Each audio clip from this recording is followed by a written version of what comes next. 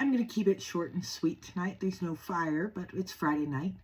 Do you all remember when Minister Freeland said that she couldn't sign off on the budget because or present the budget to all of us because it abandoned the fiscal guardrail? Do you all remember that? Well, the fiscal guardrail was 1.7% of spending of the GDP was for the deficit. And the deficit would not grow beyond that number, 1.7%. And she couldn't sign off on it because the new number was so much higher. And she felt it was economically irresponsible until she and her husband's best friend managed to become two leadership candidates, and now she's fine with it. There's no issue with abandoning that. Now, here's the thing. That percentage of GDP depends on GDP growing at a certain percentage. If the GDP goes down, and even if spending stays the same, that means that is a higher percentage of the GDP. So GDP in February contracted, and most people expect it to contract further into 2026 due to the tariffs, trade wars, yada, yada, yada. However, at this point in time, Prime Minister Carney and the Liberals have decided to spend even more than the Trudeau Liberals did. So they're going to be spending more while the GDP goes down. And so that percentage is going to skyrocket. 1.7% is going to look like the good old days.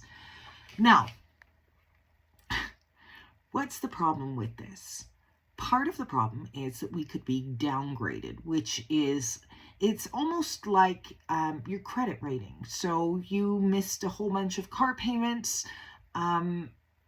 You're not going to go and get that loan that you applied for. If you do get that loan, it's going to be at a much higher percentage.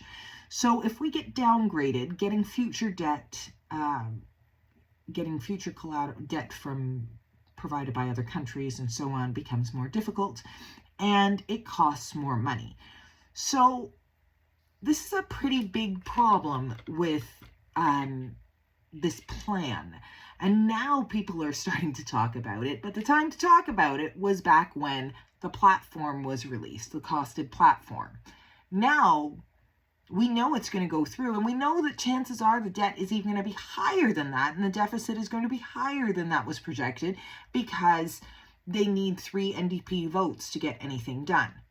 So that is a whole bunch of bad rolled in there, and can't really blame Prime Minister Carney for the low GDP.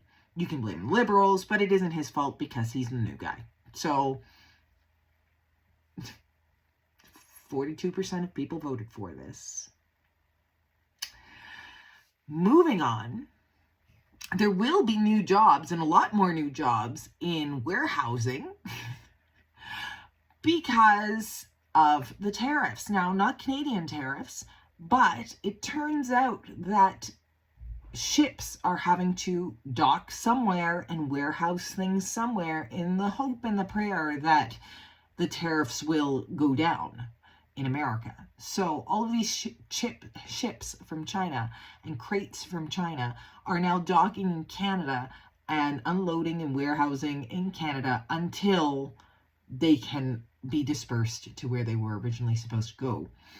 I guess that avoids the tariffs for those buyers, for, the Best Buy, the Walmart, the Targets of the world, because they still own the inventory. It's just parked somewhere. And it does benefit Canada because we're going to need more warehouse workers and probably more warehouses by the end of the month. Who knows?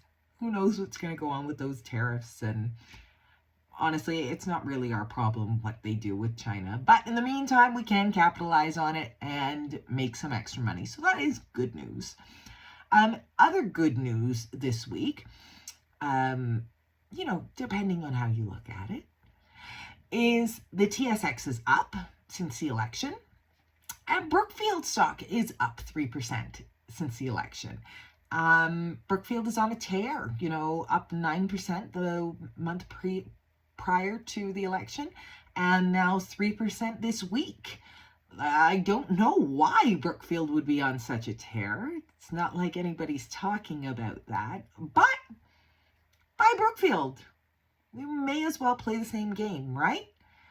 So, also with that, our dollar is doing well against the greenback, which is good news if you have to buy things from America, but bad news if there are tariffs on those things that you have to buy. And also, one last thing, just trying to make this quick tonight, plant closures. Now, GM announced that they will be cutting a line in Oshawa. Stellantis has closed their plant for another week. And here's the thing that people aren't telling you.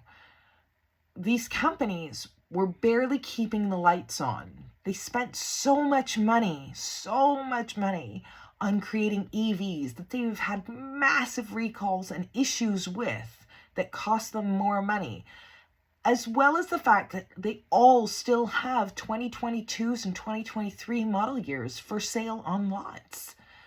They were not healthy before the tariffs.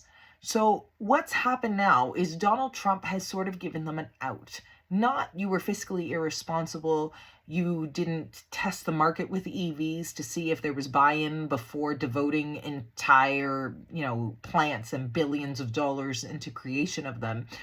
They decided that they were going to go this route, and Donald Trump has made it so that they can say, sorry, tariffs, not us, tariffs, tariffs, tariffs. Before the tariffs, Stellantis in Italy was closed for, I think they've been open for 60 days so far in 2025. 60 days they've been in operation. They've been closed because they have too many cars. Volkswagen has closed 7 plants in Germany because they have too many cars.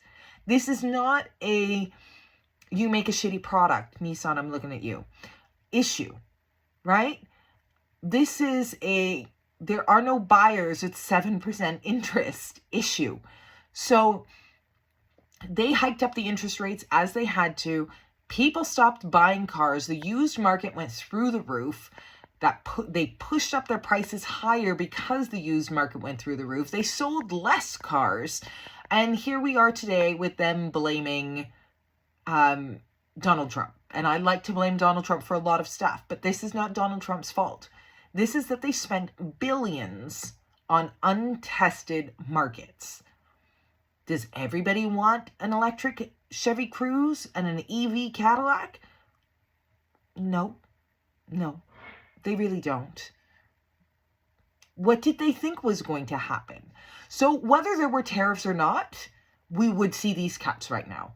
And they're only going to get worse because none of this stuff happens quickly like this.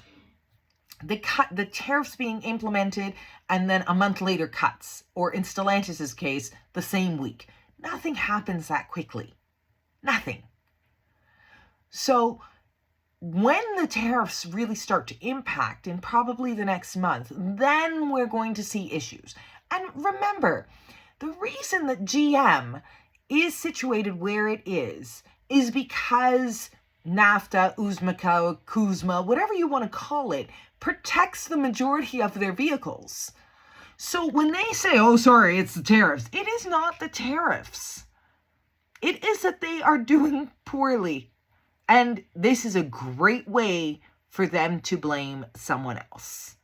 So in a couple of months, we may see actual tariff-related cuts. Today, they are not tariff-related. And their feet should be held to the fire for the fact that they are just out and out lying. That's it for tonight. Hopefully next week you won't see me until Friday. Have a wonderful weekend, and that's it.